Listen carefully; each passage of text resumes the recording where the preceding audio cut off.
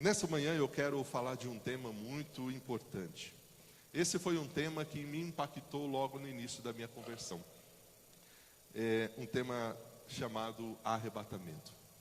E como a gente se prepara, quais são as maneiras de se preparar para o retorno de Jesus Cristo? Como a gente pode se preparar para o retorno do Senhor Jesus? Eu acho que eu mandei errado, hein? Deixa eu só confirmar aqui. Não é essa não. Abra sua Bíblia lá em Marcos, no capítulo 13. E nós vamos olhar nesse texto.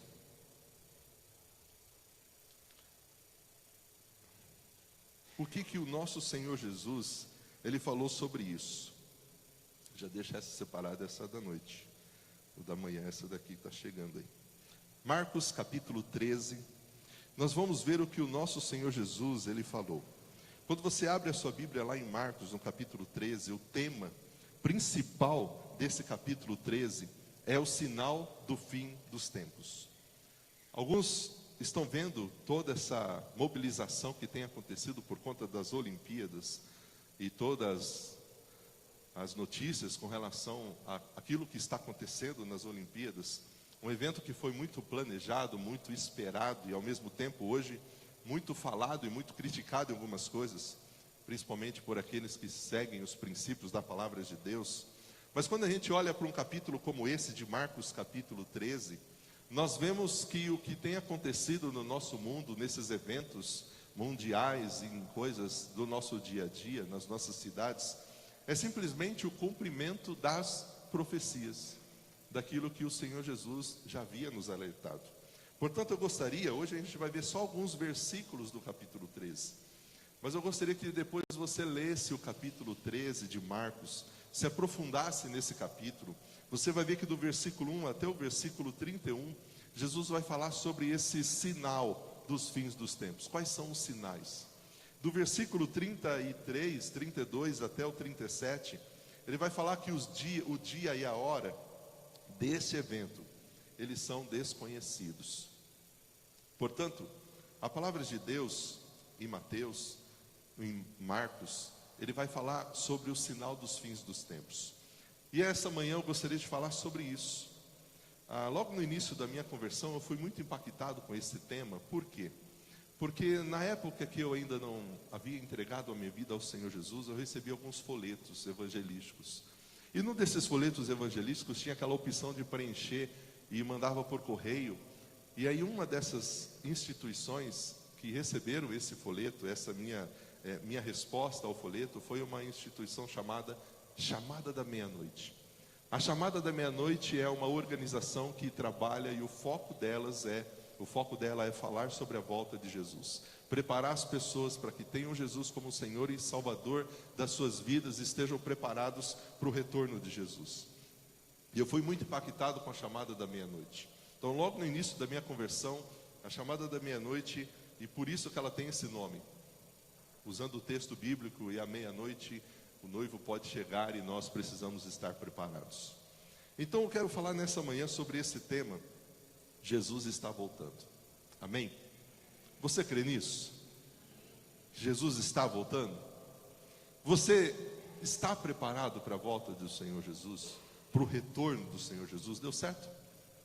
Conseguiram aí? Pode colocar.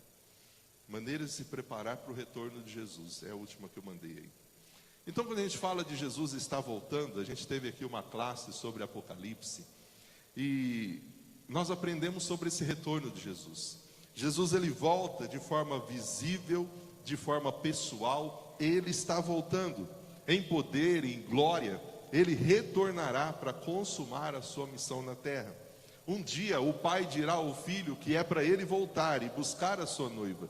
E naquele momento todo crente que estiver vivo, não importa onde ele esteja, o que ele esteja fazendo, ele será levado nas nuvens para encontrar-se com o Senhor no céu. Esse é um acontecimento fantástico, como a gente vê pessoas vibrando com as Olimpíadas, com a Copa do Mundo, com esses eventos que são tão esperados. O evento chamado Retorno de Jesus deveria ser um evento também que causasse em nós, a igreja, o seu povo, essa grande expectativa. Mas muitas vezes nós vivemos dia após dia como se isso não fosse acontecer. como se isso não fosse real, como se de fato isso estivesse muito longe de acontecer. Então, como a gente se prepara? Em Marcos capítulo 13, Jesus ele está ali falando sobre aquilo que iria acontecer. Ele fala sobre a questão do templo que seria destruído. Na conversa, logo no início do capítulo, ele fala que todo aquele templo bonito, grandioso, não ficaria pedra sobre pedra. E os seus discípulos então disseram a ele: Senhor, nos dize quando isso vai acontecer. Como nós saberemos que isso vai acontecer? E aí Jesus então conta essa parábola, a parábola da videira, da figueira. E ele diz o seguinte, pode passar, não está indo aqui. Agora, aprendam a lição da figueira. Quando surgem os ramos e suas folhas começam a brotar, vocês sabem que o verão, ele está próximo. E da mesma forma, quando vocês virem todas essas coisas, todos esses sinais, é o que estava nos versículos anteriores, quando vocês virem essas coisas acontecendo, vocês vão saber que o tempo está muito próximo à porta. E quando você olha na Bíblia, o versículo 9, ele fala dos tribunais, ele fala das perseguições, ele fala do anticristo, de pessoas ensinando doutrinas erradas. Jesus usa a figueira como um símbolo de natureza que todos nós podemos reconhecer. A brotação das folhas na figueira é um sinal claro de que chegou a primavera. E assim, a brotação dessa figueira nos mostra que chegou aquilo que eles tanto esperavam. Os eventos que Jesus traz aqui no capítulo 13, ele mostra, quando vocês virem esses sinais, será como a figueira que brotou, que mostrou que agora ela está preparada para mais uma etapa de safra. Assim é com relação à volta de Jesus. Quando vocês virem esses sinais de guerras, rumores de guerras, perseguições, vocês vão lembrar que são sinais da sua volta. Por isso ele continua, 30. Versículo 30. Eu lhes digo a verdade, esta geração certamente não passará, até que todas essas coisas tenham acontecido. 31, não está indo aqui. O céu e a terra desaparecerão, mas as minhas palavras jamais desaparecerão. E olha o versículo 32. Contudo, ninguém sabe o dia e nem a hora em que essas coisas vão acontecer, nem mesmo os anjos do céu, nem o Filho, somente o Pai sabe. A volta de Jesus, o retorno de Jesus, ele é iminente. E nós devemos estar preparados para ele. A ceia é o momento onde nós celebramos não só aquilo que Cristo fez na cruz, derramando o seu sangue, morrendo, mas também nós celebramos a ressurreição. E na ceia ele traz uma mensagem, que nós deveríamos celebrar a ceia até que ele venha. Portanto, o arrebatamento, esse grande evento mundial, é algo que nós como igreja não podemos esquecer. E está próximo. Pode acontecer a qualquer hora. Seja a volta de Jesus, seja o nosso encontro com a morte. Eu tive a oportunidade de ministrar um estudo bíblico com uma pessoa que aceitou Jesus, e ele tinha muita vontade de conhecer sobre esses detalhes do fim do mundo, da volta de Jesus. E eu dizia a ele: Edson, fica tranquilo, o mais importante você já fez, que foi entregar sua vida a Jesus. O que vai acontecer depois, porque há muitas visões com relação a isso, a gente viu aqui na classe de Apocalipse, entre nós cristãos que cremos na palavra de Deus, há alguns posicionamentos diferentes sobre como será esse retorno, o que acontece depois do retorno, tribulação, milênio. Há algumas divergências com relação a isso, mas há uma certeza que é única entre nós cristãos: ele voltará, e nós precisamos estar prontos para a sua volta, para o seu retorno. Eu falava para ele: Edson, fica tranquilo, o importante é você estar preparado para o retorno, seja da volta de Jesus ou do dia da morte. E os detalhes a gente vê junto. A gente vai estar lá acompanhando cada um desses detalhes, cada um desses eventos. e ele teve uma experiência, ele arrumava moto na cidade, e ele foi vítima de um acidente, e um motorista não parou, na parada obrigatória, pegou ele com a sua moto, ele ficou alguns dias de coma, acabou falecendo. No nosso último estudo, eu, Luciana, com ele e sua esposa, nós tivemos ali um tempo de muita festa. Foi o estudo sobre oração. E naquele estudo ele confirmou: pastor, eu tenho certeza que eu entreguei minha vida a Jesus. Eu tenho certeza que eu estou preparado para esse encontro. E passou alguns dias, ele sofreu esse acidente e faleceu. Então, querido, quando a gente fala da volta de Jesus, não é só o evento do arrebatamento. É estarmos preparados para que, se hoje for o último dia, eu estou pronto para subir para o céu. Mas muitas vezes a gente não para pensar nisso, porque quando a gente para pensar nisso, a gente pensa num tema que a gente não quer pensar, que é a morte, que é deixar tudo que nós temos aqui. E quando Jesus conta essa parábola, quando ele fala dos sinais, ele quer que nós como igreja tenhamos algo chamado vigilância. É por isso que ele diz no versículo 33: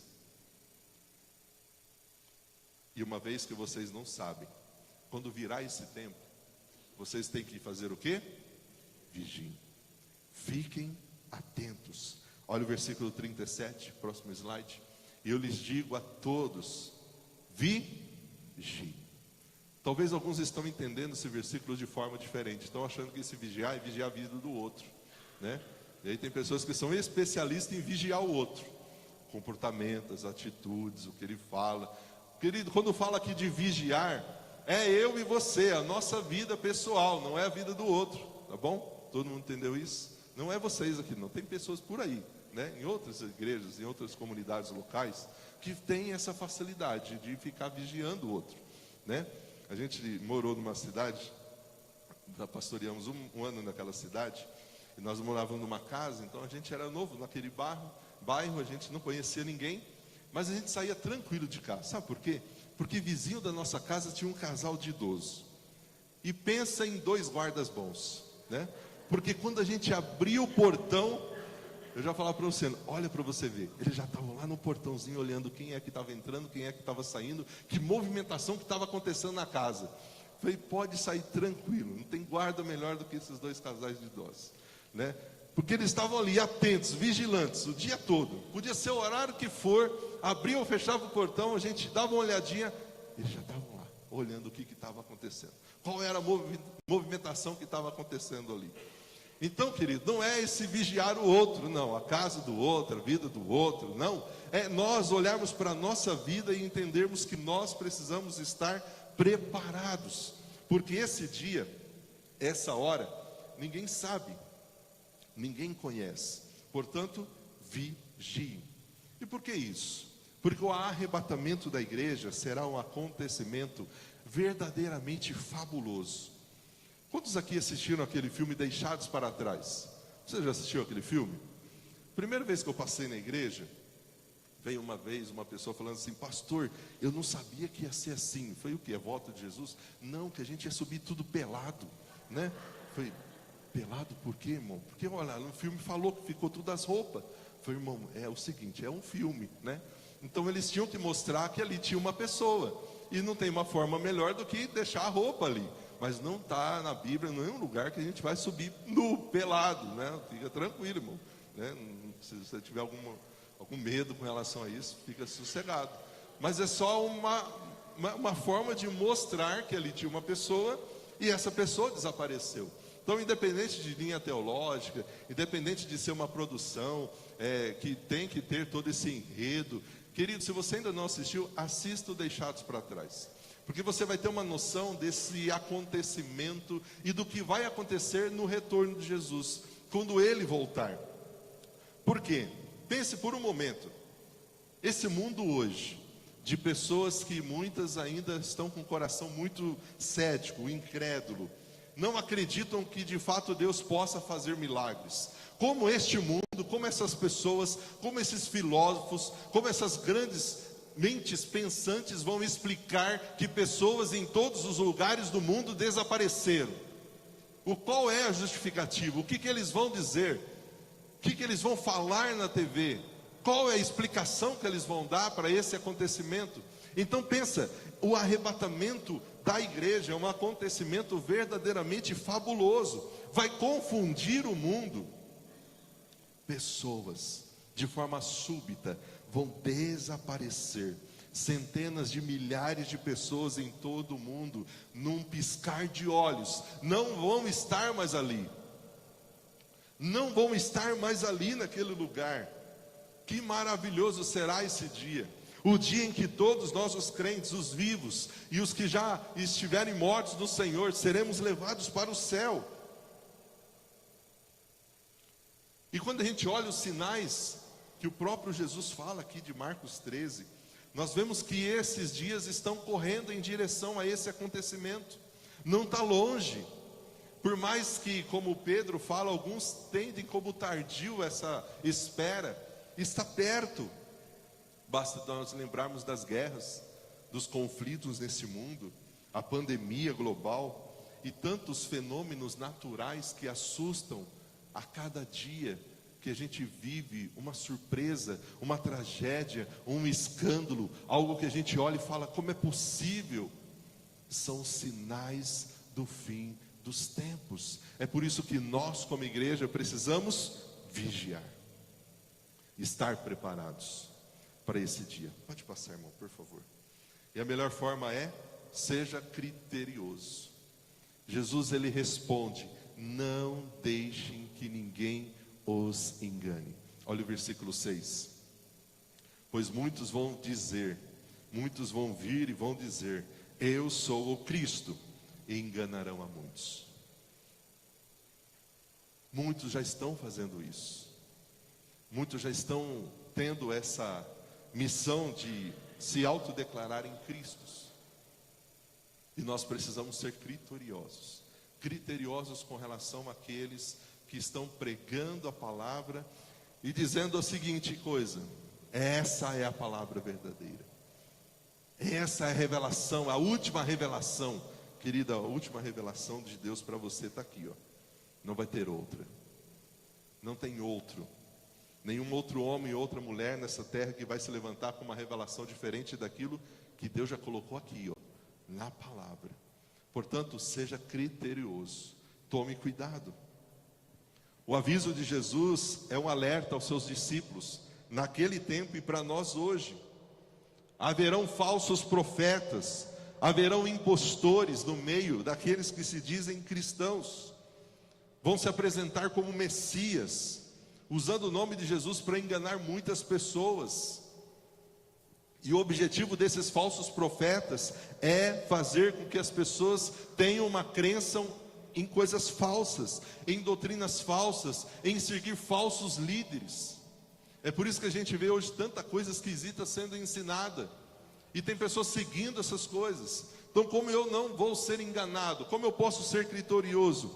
Fique na palavra, naquilo que o nosso Deus nos trouxe na palavra, somente nisso. Olha o que diz o versículo 21. Portanto, se alguém lhes disser, vejam, aqui está Cristo, ali Ele está, não acreditem. 22. Pois falsos cristos, falsos profetas vão surgir, vão realizar, inclusive, olha que interessante, sinais e maravilhas, a fim de enganar, se possível, até os escolhidos. Portanto, querido, seja criterioso. A intensificação de Jesus aqui é de que profetas que estão ensinando falsos ensinamentos vai crescer, vai aumentar nos últimos tempos. E alguns deles vão realizar sinais e prodígios para dar credibilidade às suas falsas doutrinas. E Jesus nos equipa a permanecermos firmes na fé, no verdadeiro evangelho e não em falsos ensinamentos. É por isso que sua presença nos cultos, nas escolas bíblicas, nos estudos bíblicos, em estudar as escrituras é algo fundamental. Não acredite em tudo que você ouve por aí, principalmente hoje na questão das redes sociais. Esse ensinamento chega muito mais rápido, tanto da verdade, do verdadeiro evangelho, como das falsas doutrinas. Tome muito cuidado. Então viva como se fosse hoje o dia. Pode passar, por favor, irmão. Viva na expectativa de que Ele nosso Jesus pode retornar hoje. E quando a gente vive como se fosse o último dia, seja para o retorno ou seja para a morte, querido, quando a gente tem essa filosofia de vida, a gente vive melhor. Quando a gente vive como se a gente nunca fosse ter fim, a gente esquece de tomar mais cuidado, de ser criterioso, de avaliar os nossos valores, nossos princípios, mas viva como se fosse o último dia. Viva como se hoje fosse o dia da volta de Jesus. Porque viver nessa expectativa de que Ele pode retornar hoje, vai nos incentivar, nos compelir a viver para aquilo que realmente importa. Viver para a eternidade. A gente não precisa de mais sinais para esperar Jesus a qualquer momento, porque os sinais nós já temos. É só você olhar o que está acontecendo.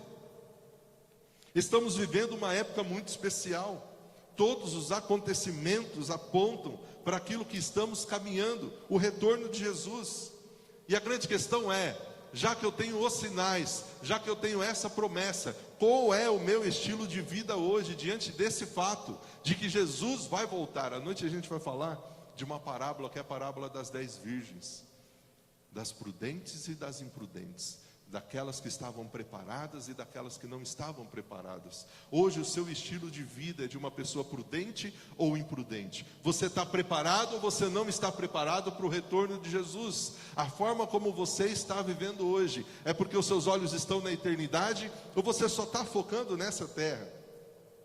Imaginemos, irmãos, se nós tivéssemos a certeza de que Jesus voltaria amanhã para buscar a igreja, como seriam essas nossas últimas 24 horas? Seria como foi de ontem para hoje? Da forma como a gente viveu, da forma como a gente escolheu as coisas, como a gente investiu o nosso tempo? Ou será que rapidamente a gente faria alguns planos para acertar na nossa vida com Deus, para orar mais, para ler mais a Bíblia, para estar mais com a família, para consagrar mais a nossa vida com Deus? Como seria essas últimas 24 horas? Com certeza nós iríamos mudar algumas coisas. Portanto, o conselho de Jesus para nós como igreja é: continue fazendo o trabalho que Jesus nos deixou para fazer. Enquanto Ele não volta, nós como igreja fazemos o quê?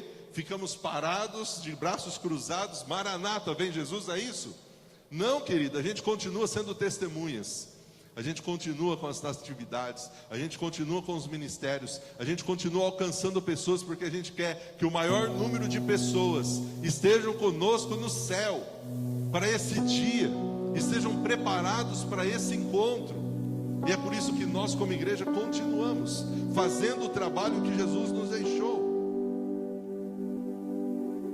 Olha o que diz Tessalonicenses, a gente encerra com esse texto. Eu amo esse texto. Pode passar. Versículo 16. Antes. Porque dada a ordem, com a voz do arcanjo, o ressoar da trombeta de Deus, o próprio Senhor descerá dos céus. Os mortos em Cristo ressuscitarão primeiro. Nesse dia, o Edson ressuscitará daquele túmulo. E tudo aquilo foi ensinado a ele, e a certeza que ele tinha de estar com Cristo no céu. Versículo 17. Depois nós, os vivos, se nós estivermos vivos naquele dia, nós seremos arrebatados com Ele nas nuvens, para o encontro com o Senhor nos ares. E assim nós estaremos com o Senhor para sempre. E quando Paulo fala desse mesmo tema para Coríntios, olha o que ele diz no versículo 51. Eu vos digo um mistério: nem todos iremos falecer. Eu gosto dessa palavra falecer do que dormiremos. Nem todos nós iremos falecer, mas todos nós seremos transformados. Olha o versículo 52. No momento, no abrir e fechar de olhos. Abre e fecha os seus olhos aí. É rápido ou demorado? Muito rápido. No abrir e fechar, no piscar de olhos, ao som da última trombeta. Porque a trombeta vai soar, os mortos vão ressuscitar imperecíveis, e nós seremos transformados. Aleluia. Nossa, pastor, é isso que eu quero, porque todos os meus problemas, meus boletos vão ficar, vai ficar aqui. Se a sua expectativa para a volta de Jesus é essa, está totalmente errado. A nossa expectativa não é para deixar os problemas, os boletos, as dívidas, não. Olha, não vou precisar pagar aquele empréstimo até o final. Volta, Jesus. Não é essa a expectativa. Não é. A minha expectativa é estar com o Senhor no céu, nos ares, na eternidade. Estar na presença dEle. Estar no mundo onde não haverá mais dor, sofrimento. Porque se for só a questão dos problemas, aí você está na expectativa errada. Portanto, querido, amar a volta de Jesus de verdade é viver uma vida totalmente voltada para Ele. É sermos como igreja, noiva preparada para o encontro com o noivo. E Paulo viveu esse estilo de vida. É por isso que a prisão não fez ele entrar em depressão, porque os olhos dele estavam no encontro com Jesus, na presença de Jesus. A qualquer momento eu posso me encontrar com o meu mestre. Era essa a expectativa de Paulo. E hoje, infelizmente, não tem sido essa a nossa expectativa. A gente tem expectativa para tantas coisas, mas não para esse momento. Para esse momento que pode acontecer a qualquer instante. E é por isso que nós estamos aqui na ceia. Olha o que diz o versículo 26 de 1 Coríntios 11. Porque sempre que comerem deste pão e beberem desse cálice, vocês anunciam a morte do Senhor. Vamos falar juntos? Até que Ele venha. Vamos ficar de pé e vamos declarar que Ele é o Rei dos Reis, que Ele é o Todo-Poderoso. Querido, eu quero estar preparado para esse dia. Você quer? Você quer estar preparado para esse dia? Portanto, querido, viva uma vida de consagração. Viva uma vida nessa expectativa. Tome cuidado com aquilo que você tem colocado na sua mente, no seu coração. Não permita que nada atrapalhe você de estar preparado para esse encontro.